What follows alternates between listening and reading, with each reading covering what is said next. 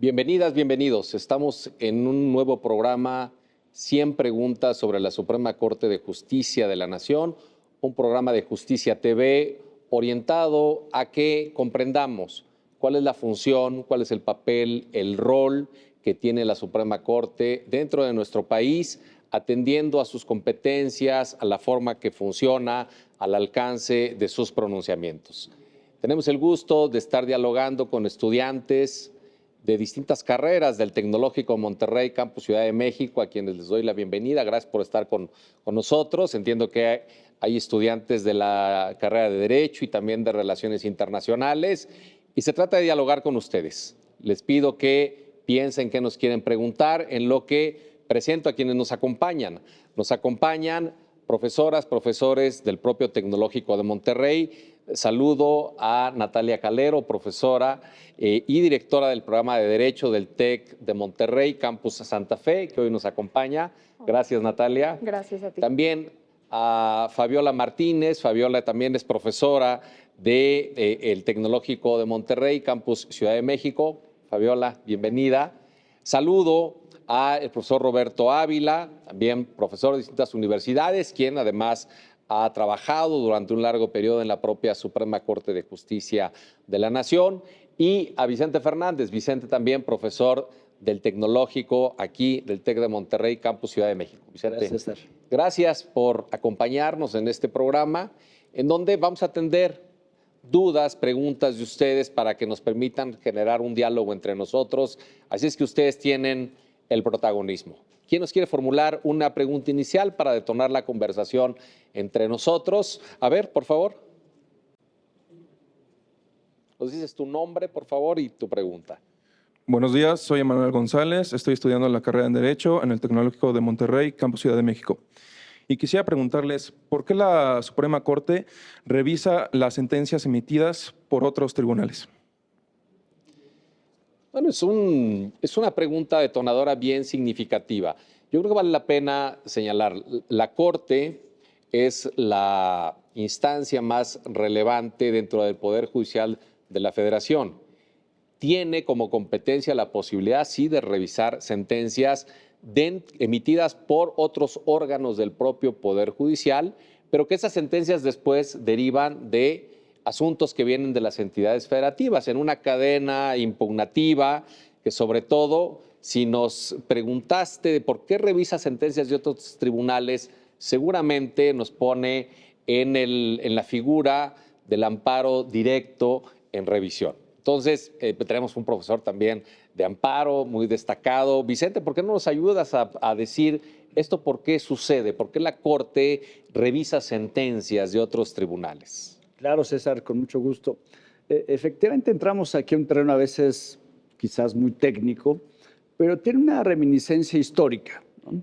Desde el nacimiento del juicio de amparo, el juicio de amparo sigue siendo hasta el día de hoy nuestro principal mecanismo de tutela, de protección de los derechos humanos, justo en contra de cualquier acto de autoridad o de los poderes públicos, como dice la misma ley de amparo.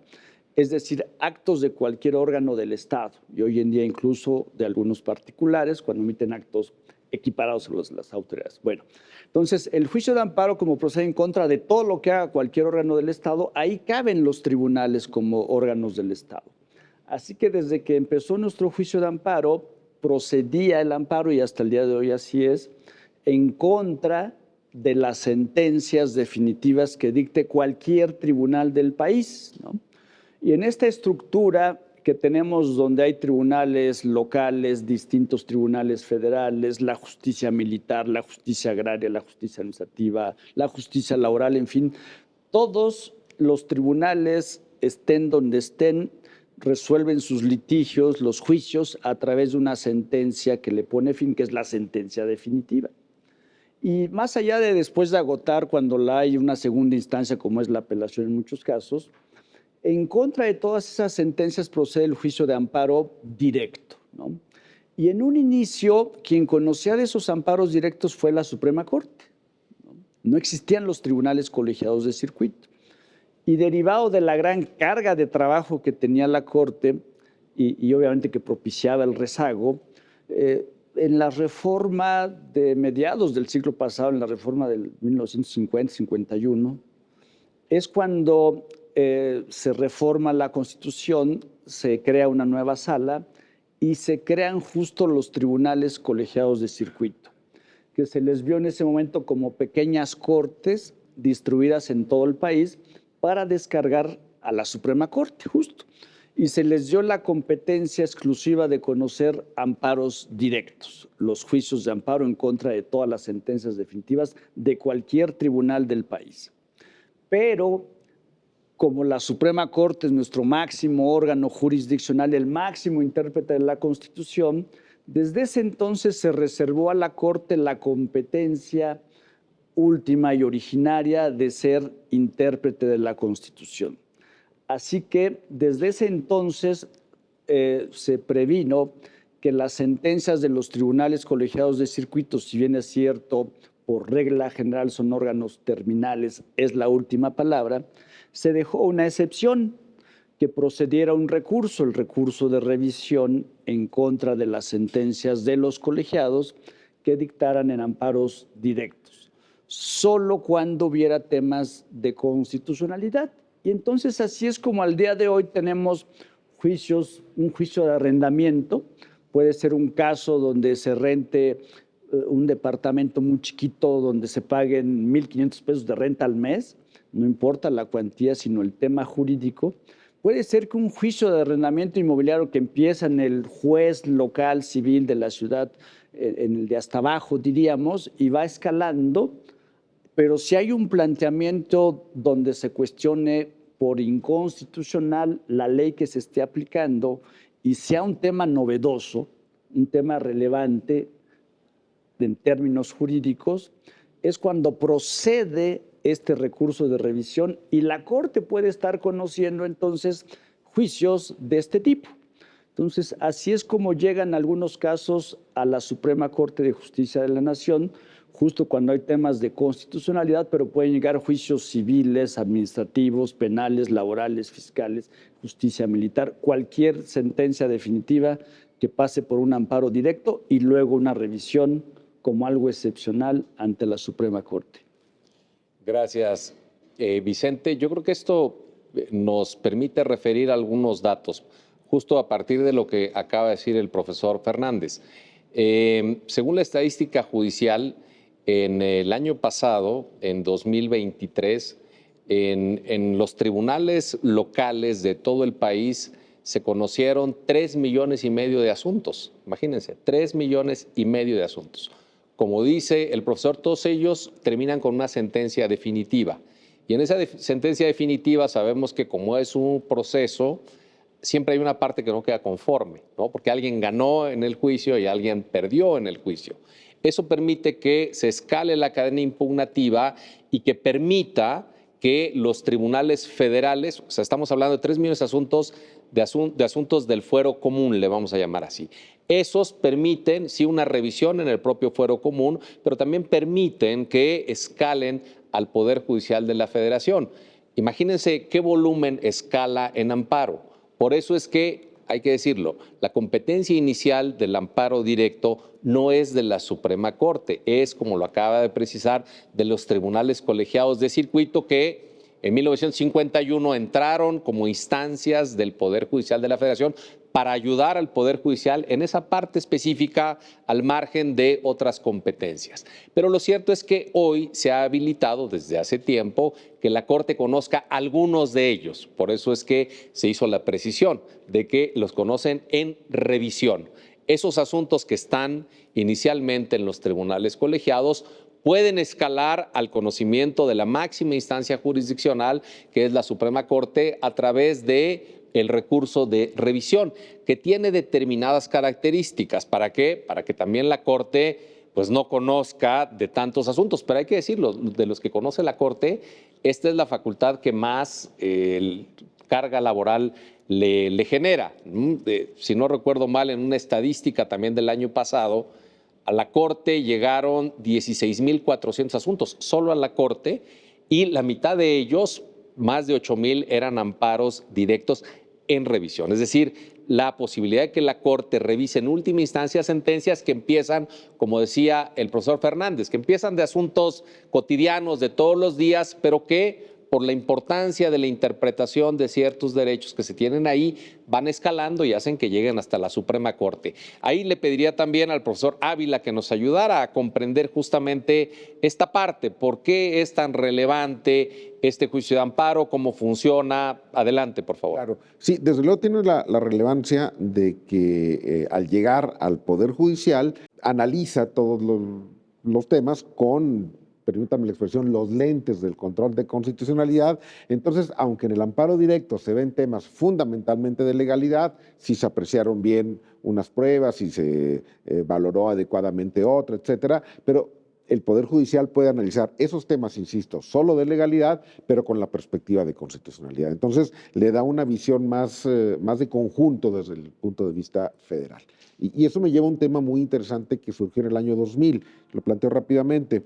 En ese entonces se estaban haciendo los trabajos para elaborar un proyecto de ley de amparo, de la que finalmente resultó la actual ley, y se llevó a cabo un ejercicio en la ciudad de Mérida. El primer documento se discutió en un congreso académico, un congreso de juristas en la ciudad de Mérida, y en la mesa respectiva al amparo directo teníamos, tuve la fortuna de ser parte de los trabajos de esa comisión, teníamos la inquietud de qué iba a decir los abogados de las entidades federativas respecto al amparo directo, porque al final del día el amparo directo técnicamente rompe con el esquema federal. Todo acaba en la federación. Entonces, el federalismo ahí se rompe. Y teníamos la inquietud de que a lo mejor nos decían, pues es que no tiene por qué venir a inmiscuirse en la federación. Para sorpresa, por lo menos mía, los abogados del foro de cada entidad federativa nos dicen, hagan lo que quieran, pero no vayan a terminar con el amparo directo.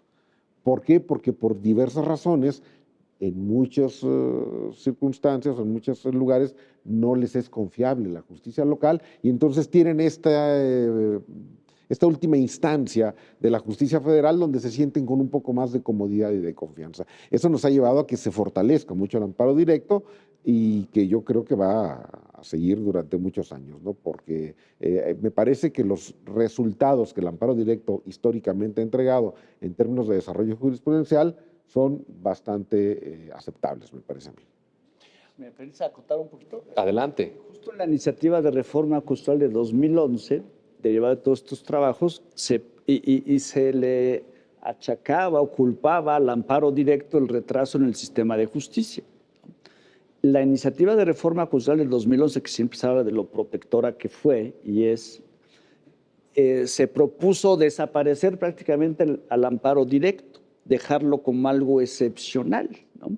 Finalmente, en las discusiones se dijo no, porque ahí descansa el último escalón que tiene el gobernado para acceder a una justicia, diríamos, de calidad, pensando en que a veces en la justicia local quizás no estén del todo preparados o hay otro tipo de cuestiones que dificulten el acceso a un verdadero sistema de justicia. Y por eso siempre se ha visto al Poder Judicial de la Federación, a través del juicio de amparo, como el verdadero acceso a la justicia que tiene el gobernado, ¿no? Y por eso, como decía el doctor Roberto Ávila, pues confiamos en que nuestro juicio de amparo, pues lejos de verse afectado, pueda seguir siendo robustecido, porque sigue siendo, y confiemos en que así lo sea en el futuro, el principal mecanismo de tutela de los derechos humanos, ¿sí? Claro, aquí de lo que acaban de decir me viene a la mente justo. El amparo directo se puede decir que es un puente entre jurisdicciones. Finalmente es el puente entre la jurisdicción local y la jurisdicción federal. Pero también destaca algo que es bien significativo. Eleva a la Corte a la condición de tribunal de tribunales, porque en el país hay muchísimos tribunales, pero al final debe haber un tribunal último, el que fije la última palabra, el que fije la última interpretación, y eso lo hace a través de este tipo de mecanismos que permite una revisión en última instancia de sentencias. Pero son sentencias realmente, como ejemplificaba el profesor Fernández, bien significativas, porque son el día a día. son sentencias que resuelven sobre la patria potestad, que resuelven sobre alimentos, que resuelven sobre guardia y custodia, que resuelven, sí, sobre una pena privativa de la libertad, que resuelven sobre un despido injustificado, que resuelven sobre el pago de impuestos. Es decir, de todos los días hay resoluciones de los tribunales en ese sentido que este mecanismo permite que vayan escalando y que al final, por la relevancia y porque implican la interpretación de la Constitución, requieren que nuestro Tribunal Constitucional, en este caso la Suprema Corte, entre al conocimiento. Yo sí todavía diría excepcional, porque el número de amparos directos en este país sigue estando el gran volumen en los tribunales colegiados. El número que sube a revisión de la Suprema Corte todavía es menor dentro del gran volumen. Pero es una instrumento muy relevante también de tutela de derechos humanos. Aquí, Natalia, no sé si quieras también decirnos algo más sobre la importancia de este mecanismo. No, simplemente me gustaría resaltar esto que decía al final Vicente, que es esta aspiración de las y de los gobernados a obtener justicia. Y como vemos en el día a día, esos son los derechos humanos. Muchas veces pensamos en ellos como los derechos humanos que están en la Constitución y son los derechos del día a día que permiten, digamos, la sostenibilidad. Entonces, este mecanismo, que también coincido con qué rol juega dentro de una república federal como la nuestra y que hemos visto que cada vez más la federación tiene ciertas competencias y más materias en términos del artículo 73 constitucional, que es el que, ¿no?, le asigna estas materias. Sí es importante también, creo yo, una reflexión desde las y los estudiantes de Derecho de por qué las y los gobernados sentimos esta necesidad de llegar. Una razón sin duda es porque hemos visto, cada vez es más claro, la defensa que de derechos humanos se ha hecho desde la discusión de la Corte. Lo vemos con temas como matrimonio entre personas del mismo sexo, en fin, una serie de derechos de avanzada desde la Suprema Corte, pero también cuestionarnos o preguntarnos por qué no es desde el tribunal local, ¿no?, desde la primera instancia de la ciudadanía, que no estamos teniendo acceso algunas veces a esos derechos. La verdad, si hubiera una justicia más equilibrada en términos de la independencia judicial, de lo robusto que son los poderes judiciales, serán asuntos que deberían de resolverse en esas primeras instancias. Déjenme nada más para concluir la respuesta a esta interesante pregunta, algo que ha quedado claro. Hoy la ley de amparo sí señala de manera muy específica la jurisprudencia de la propia Corte y los mismos acuerdos generales de la Suprema Corte, que la revisión en amparo directo solamente está acotada a que la Corte revise la parte de la interpretación directa de derechos humanos que están reflejados en el orden constitucional, en los tratados internacionales, y eso acota lo que revisa la Suprema Corte. Lo demás sigue siendo competencia, digámoslo así, del propio Tribunal Colegiado de Circuito, pero esta es una ventana muy importante para esto que, repito, puede entenderse como un puente que permite un diálogo, una comunicación entre la jurisdicción estatal y la jurisdicción federal. Les devuelvo la palabra para que nos planteen otra pregunta. A ver, aquí su compañera levantó rapidísimamente la mano, por favor. Okay. Pues buen día, mi nombre es Ana Gabriela, soy estudiante de Derecho y Relaciones Internacionales en tercer semestre por el TEC de Monterrey Campus Ciudad de México. Y como estudiantes, cuando vemos como las sesiones de la Suprema Corte de Justicia, pues podemos percibir un poco de la función que tienen los ministros. Pero yo sí quisiera saber más acerca del proceso de deliberación que tienen los ministros, cómo toman decisiones. Gracias. Es una pregunta muy significativa.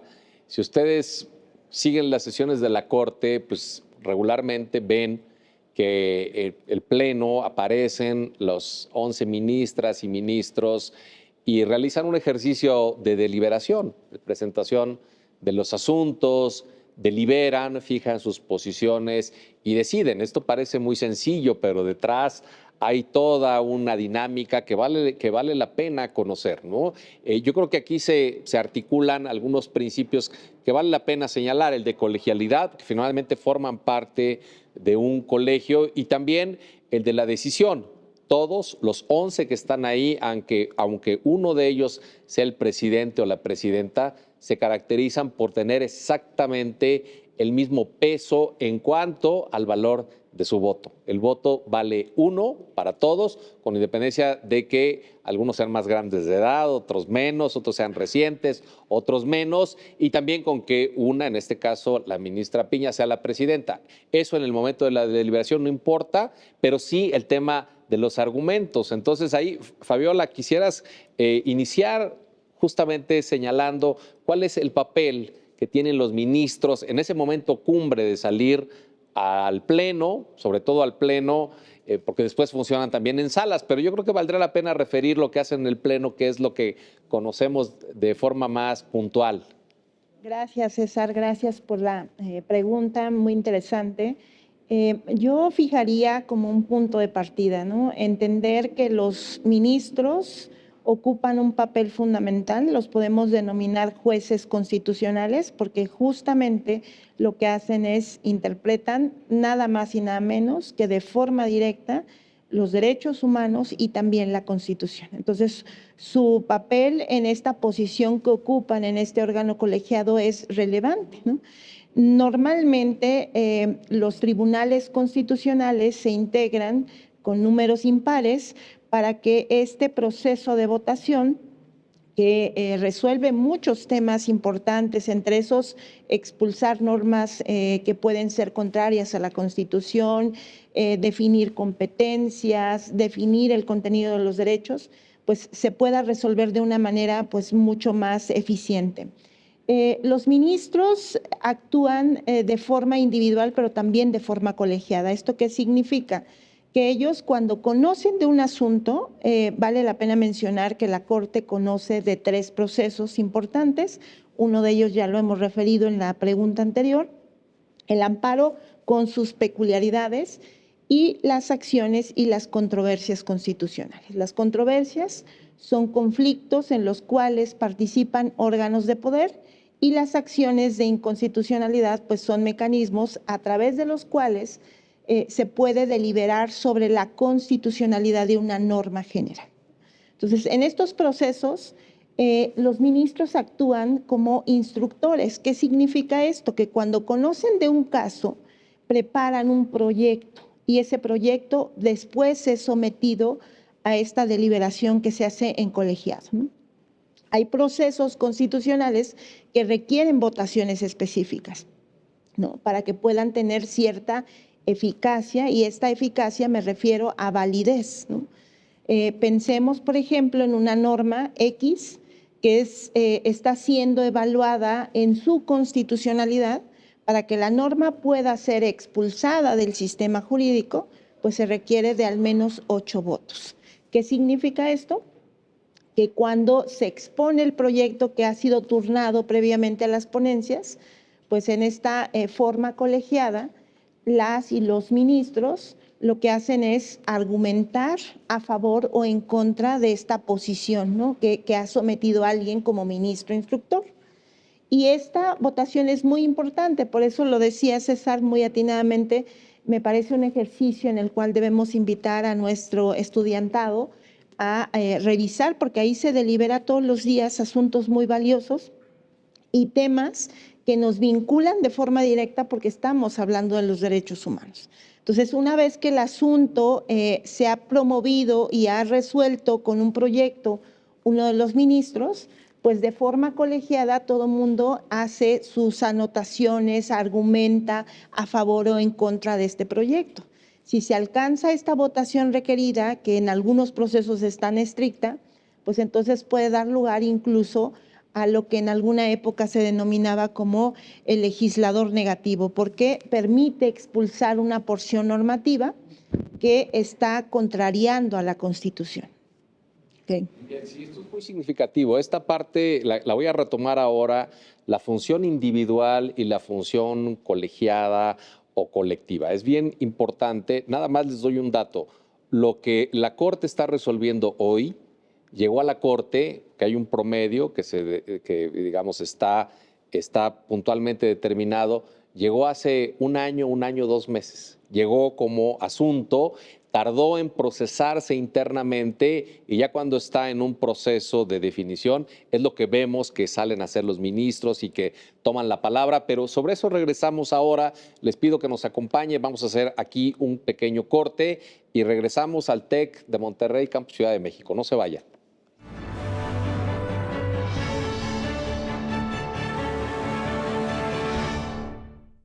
Continuamos en nuestro programa 100 preguntas sobre la Suprema Corte de Justicia de la Nación. Estamos analizando una pregunta que nos hizo su compañera Ana Gabriela sobre el papel de los ministros una vez que deliberan para decidir un asunto, pero a partir de lo que vimos en el comentario anterior, advertimos que los ministros tienen una función individual y una función colectiva. Individual, ¿por qué? Porque cuando llega un asunto a la Suprema Corte, le toca, y recuerdo, la parte del turno ya salió en un programa anterior, explicamos qué es el turno. Le va llegando y se van repartiendo a los ministros de conformidad con un turno para que no siempre les caiga al mismo ministro, ¿no? Sino que haya una rotación que permita equilibrar las cargas de trabajo. Bueno, una vez que le toca el asunto a un ministro, empieza el proceso, ahora Fabiola lo comentaba, de instrucción. La instrucción implica realizar un conjunto de acciones para estudiar el asunto y poder proyectar una resolución, que se llama de hecho proyecto de resolución, que es lo que va a permitir una vez que esté maduro, a través de muchas cosas, ahorita lo estoy simplificando, pero aquí me va a ayudar el profesor Roberto Ávila a ver cómo es esto. Una vez que ese asunto está maduro, ese proyecto de resolución está maduro, es cuando ya se listan para que los ministros lo puedan deliberar en el Pleno. Muchas veces vemos que se delibera y se vota en la misma sesión, pero muchas veces vemos que el asunto es de tal relevancia que lleva distintas sesiones, lo que implica que hay una deliberación extendida y al final de esa deliberación se procede a la decisión final a partir de una votación.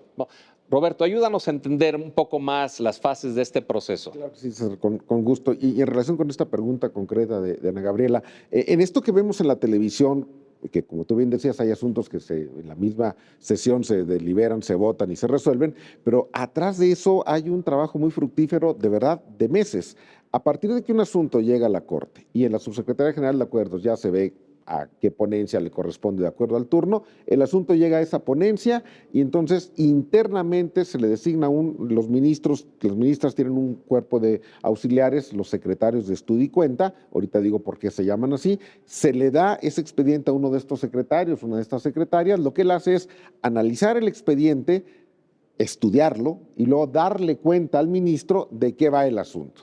Con eso ya el ministro o la ministra le va diciendo este asunto se va a ir resolviendo de esta manera, este es mi criterio, y entonces con eso ese secretario, esa secretaria elabora el proyecto de resolución, que ese se circula a todas las demás ponencias y a la presidencia. Entonces ese proyecto se circula a las demás 10 unidades. Una vez que cada ponencia y que la presidencia reciben estos proyectos, este proyecto es turnado a un secretario de estudio y cuenta que lo estudia, le da cuenta al ministro ya respecto del proyecto concreto y se elabora una opinión, se le llama dictamen internamente. Este dictamen puede ser en favor del proyecto, puede ser en contra y todos los matices. En favor, pero queremos que se incluya esta jurisprudencia o que le quiten esta argumentación, en fin. Y todos esos dictámenes se circulan a todas las ponencias y se contestan en algunos casos, da tiempo de que se contesten, sobre todo cuando son en contra y todo esto. Entonces es un trabajo, digamos, epistolar, un diálogo medio epistolar que ocurre ahí entre todas las ponencias, muy, muy intenso, donde se involucran por lo menos un secretario de cada ponencia, a veces más. Hay asuntos de tal dragado que internamente en las ponencias se hacen pequeñas comisiones de 2, 3 secretarios para que elaboren tanto los proyectos como los dictámenes. Todo ese material de trabajo es con el que llegan los ministros a la sesión, eso es lo que leen un día antes de la sesión, el proyecto, todos los dictámenes que hay, y eso es lo que termina por alimentar la discusión que nosotros vemos. Cuando vemos una discusión de unas cuantas horas y que todo se reduce en favor del proyecto o en contra del proyecto, insisto, hay un trabajo de meses ahí atrás y de muchísimas personas. Atrás de una resolución de la Corte no nada más está el trabajo de los 11 ministros. Hay, no sé, 80, 90 abogadas, abogados que hicieron un trabajo de mucha calidad para poder llegar a esa resolución. Y esto es bien significativo porque finalmente es un proyecto de resolución que la pone en la mesa un ministro a partir de esta retroalimentación, pero que el punto crucial es el momento en que él explica el asunto. Es como, digamos, una vez que se delibera en el Pleno, quien presenta el asunto y presenta la decisión que está, digamos, que le propone a sus compañeros, es el ministro que le tocó estudiarlo, pero ahí se abre propiamente una deliberación entre los ministros previo a que ya dejaron ver su opinión en estos dictámenes, que justamente por eso es importante conocer la parte interna. En la parte de los dictámenes, cada uno de conformidad con, como lo acaba de decir el profesor Roberto, de conformidad con el sentido de la resolución, un ministro dice, bueno, yo estoy de acuerdo en esto, pero valdría la pena que vieras esto porque hace 4 años dijimos esto en una jurisprudencia, no la veo referida, refiérela, vale la pena tomar en cuenta. Se va fortaleciendo el sentido de la resolución, pero al final, una vez que sale esto al Pleno, la deliberación implica que cada ministro, de manera libre, porque esos también tienen una libertad absoluta para fijar ahí el sentido de su criterio, pueda decir, bueno, vale la pena tomar en cuenta esto, yo no estoy de acuerdo en esto, yo no estoy de acuerdo en el otro, y en algunos casos puede decir, yo no estoy de acuerdo en el sentido de la resolución y yo voy a votar en contra. Por eso es que la deliberación es una parte también sustantiva, digamos, que con independencia del trabajo que se haya hecho previamente, ahí los ministros pueden mostrar su acuerdo, su desacuerdo, la parte que quieran que se incorpore. Incluso vemos cada vez es más natural ver que los ministros dicen, bueno, yo puedo estar de acuerdo, pero si incorporas esto, no estoy de acuerdo cómo se redacta, a veces bajan a esas particularidades, ¿no? Al fraseo que tiene este párrafo, tal. Y eso conduce a que en la parte final, una vez que todos han fijado su postura, se lleve a una decisión. La decisión es propiamente cuando se pone a votación. El ministro presidente, en este caso la presidenta Norma Piña, determina que cuando el asunto ya ha sido plenamente deliberado a través de distintas rondas, entre ellos le pide al secretario general que levante la votación. Y ahí es donde se ven los acuerdos, es decir, quienes acompañan la decisión en el sentido que está propuesto, pero también los desacuerdos, quienes dicen, no, yo no estoy de acuerdo porque yo creo que esto se pudo haber decidido de otra manera. Y es ahí donde la votación lo destaca, ¿no es así, Natalia? Sí, y justamente hace unos momentos platicábamos de la importancia de estos votos particulares de las y los ministros, porque como retomo algo que decía Fabiola en el programa pasado, muchas veces hay que dotar de contenido a la materia, ¿no? Estamos hablando de interpretación de derechos, pues en esta dotación de contenido no es la aplicación de una ley física de A más B, sino es esta interpretación en donde tenemos a veces que recurrir a criterios de otros órganos, ya sean regionales o universales, etcétera. Y es muy interesante porque es en esta discusión y en esta dotación de contenidos donde podemos entender distintos significados que se le atribuyen, hasta dónde la libertad de expresión puede llegar, por ejemplo, ¿no? Mencionaba que en las clases me parece que además al estudiantado le invito a hacerlo, la revisión de estos criterios que no coinciden con la votación de la mayoría, nos permiten entender de mejor manera el derecho. ¿Por qué es esto? No es una ciencia exacta, no es una ciencia social que nos permite la interpretación y que en esa interpretación muchas veces avanzamos o lo abrimos por otros lados. Entonces, me parece que también en esta deliberación el contenido de los votos particulares nos dan mucha luz sobre cómo interpretar derecho y cuáles son, digamos, los planteamientos, las dudas, las preocupaciones de todas estas abogadas y abogados que participaron en la elaboración de estos proyectos. Claro. Y eso nos deja ver que las 11 perspectivas que están ahí para resolver un caso son perspectivas distintas. Cada quien ve, lee, interpreta el derecho desde una posición que no necesariamente es compatible con la de los demás. Por eso vemos que regularmente sí hay asuntos que la Corte resuelve todavía con cierta unanimidad, pero casi recientemente vemos que cada vez las posiciones son más de votos. Para algunos asuntos, como nos lo decía Fabiola, se requieren 8 votos en el mismo sentido, para otros no, pero cada vez queda más claro que ya no hay esa compatibilidad de visiones como en antaño. No sé si sobre esto quiere decir algo, Vicente. Justo efectivamente la construcción de las sentencias se da en esas discusiones, ¿no? Que además pues son públicas, no solamente en el recinto, sino hoy en día, y bueno, desde hace muchísimos años, desde hace 20 años por lo menos, pues que las puede uno ver en vivo, ¿no? Y cómo se dan esa discusión e intercambio de opiniones y de criterios. Como dicen, pues, parte formativa de los estudiantes es, por ejemplo, darle seguimiento a eso, pero no solamente en las clases, sino además las personas juzgadoras, los abogados. Cuando un juez está preparando una sentencia y pues busca si hay alguna jurisprudencia, por ejemplo, sobre todo en la Corte, pues siempre, o el abogado cuando prepara sus demandas, no es quedarse con lo que se publica de tesis de jurisprudencia, sino cómo se construyó esa jurisprudencia. Bueno, va uno a la ejecutoria, ¿no? Lee uno la sentencia, de ahí nace esa jurisprudencia. Pero ¿cómo se construyó esa ejecutoria? Y ahí es donde hay que irnos a las sesiones del Pleno de la Corte. Ahí vemos con claridad cómo se construyó esa sentencia. Y puede el juez invocar en sus sentencias, el abogado en sus demandas, no solamente la jurisprudencia lisa y llana, sino el de dónde surgió y cómo se construyó con las discusiones. Cita uno lo que se dijo, es que el ministro o la ministra dijo tal cosa en la sesión, en el voto particular, en el voto concurrente, temas muy relevantes. Por ejemplo, se ha hablado muchísimo, seguramente ustedes lo conocen, la famosa contracción 293, sobre todo el tema del parámetro de control de regularidad constitucional, pero se discutió otro tema muy importante, que es si las sentencias de la Corte Interamericana son vinculantes o no. Y pasó un poquito desapercibido el tema, pero se discutió en la misma contradicción y esa decisión se tomó 6-5.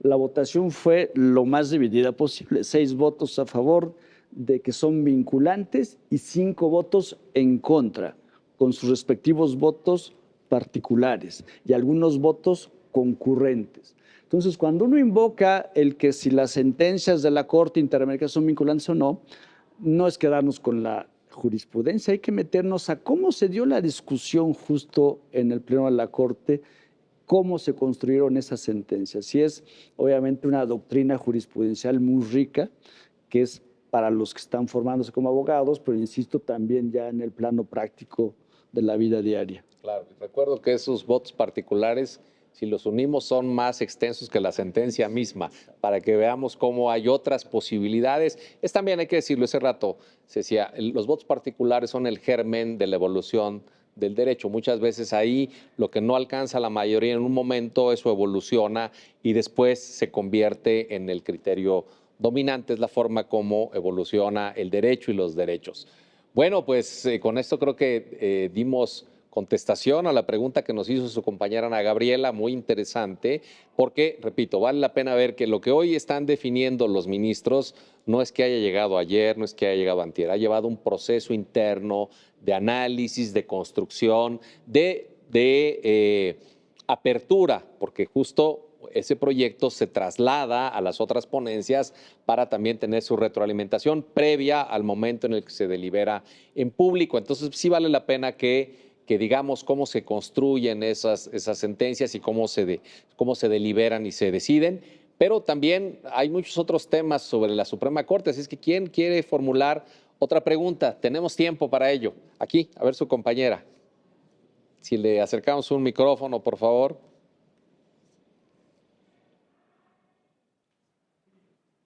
Buenos días, mi nombre es Fernanda y soy estudiante de la carrera de Derecho en tercer semestre del Tecnológico de Monterrey, Campus Ciudad de México.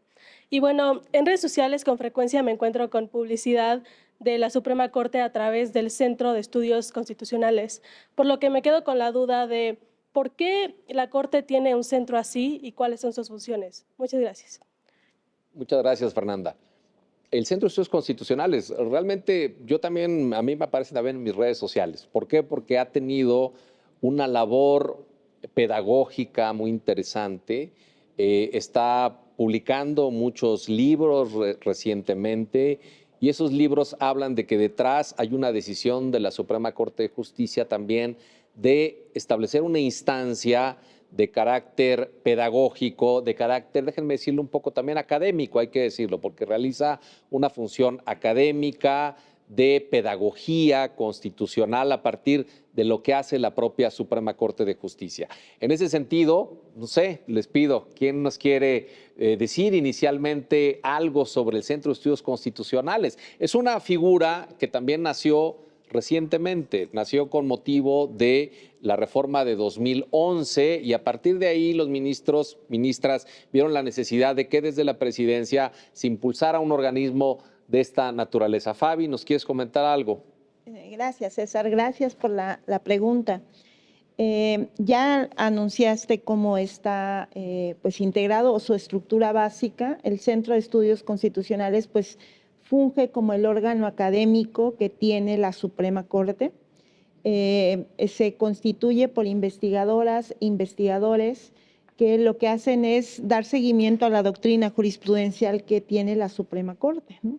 A través de diversas publicaciones, hay que decirlo, son especializadas, son desde la perspectiva científica. ¿Esto qué significa? Que analizan el papel que tiene el Poder Judicial en esta resolución de conflictos y lo llevan al terreno académico. Entonces, recientemente pues, ha tenido publicaciones muy valiosas que dan lugar al tema del precedente, que han incluso analizado y sistematizado sentencias. Esto es muy importante porque permite, lo decía en algún programa anterior, Natalia, son herramientas que también tienen las personas juzgadoras, ¿no? Todas las metodologías que se van gestando desde la perspectiva científica y que ayudan, por supuesto, a la labor de un juez o una jueza, que permite eficiencia en el proceso judicial, pues se van construyendo a partir también del trabajo académico. Creo que aquí sería valioso también hacer énfasis en que este órgano pues es un puente de comunicación entre la academia y los órganos judiciales, ¿no? Porque permite hacer una revisión minuciosa, sistematizar sentencias, organizar metodologías, y eso pues eficienta el trabajo que llevan a cabo todos los días las y los juzgadores. Hay incluso estudios que demuestran que una persona que está resolviendo un caso apoyada con estas metodologías puede reducir hasta la mitad en la forma en la que resuelve un proceso judicial. Ahora el centro ha publicado pues trabajos muy interesantes, sobre todo los ha agrupado. Eso pasa también en la Corte Interamericana, ¿no? Donde para facilitar la aplicación de la jurisprudencia, lo que hace es sistematiza estas sentencias. Ya lo decía Vicente hace rato que explicaba, las sentencias tienen una estructura técnica que para mejor comprensión de todas y todos se puede entender con dos elementos que son valiosísimos, o muchos elementos, pero dos en particular quisiera destacar. Uno es la ratio decidendi, que esto se entiende como la razón que tiene un tribunal para tomar una determinada decisión. Y dos, el obiter dictum, que en términos generales es todo lo que acompaña ese proceso en el cual se toma una decisión. Estos argumentos son muy importantes porque en nuestro sistema jurídico, la jurisprudencia, que es esa interpretación, también tiene una fuerza, ¿no?, normativa. ¿Qué significa esto? Que no solamente aplicamos y resolvemos casos con leyes o con normas generales que provienen de un órgano legislativo, sino también con la interpretación que hacen los órganos encargados de ello para que cuando aplican esas leyes o cuando resuelven una controversia, eso que se delibera, eso que se interpreta y que en su momento se llama precedente, se llama jurisprudencia, pues tiene una fuerza vinculante en un caso en específico. Entonces, el centro lo que hace es, pues a través de esta labor académica, es sistematiza, organiza, publica, también genera foros de debate, ¿no?, sobre temas relevantes que son importantes para la sociedad. Y de alguna suerte, pues lo que hace es que también provee de estos insumos académicos y científicos en la labor del juez, ¿no? Algo que antes se pensaba, pues la teoría y la práctica están pues peleadas, en realidad no. Hay un puente necesario, ¿no? Cuando hablamos, por ejemplo, de los test de proporcionalidad, cómo se hace la ponderación, cómo se aplican estas metodologías, me parece que es el trabajo principal que lleva a cabo el centro.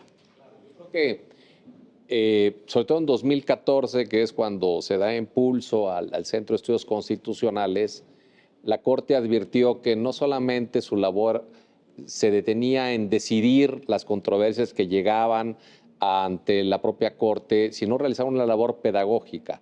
Hoy, de alguna manera, estamos viendo que esa es una labor que probablemente empezó tarde, porque estamos viendo las secuelas de no haber acercado mejor lo que definía la Suprema Corte, porque hoy hay un desconocimiento de lo que hace nuestro máximo tribunal.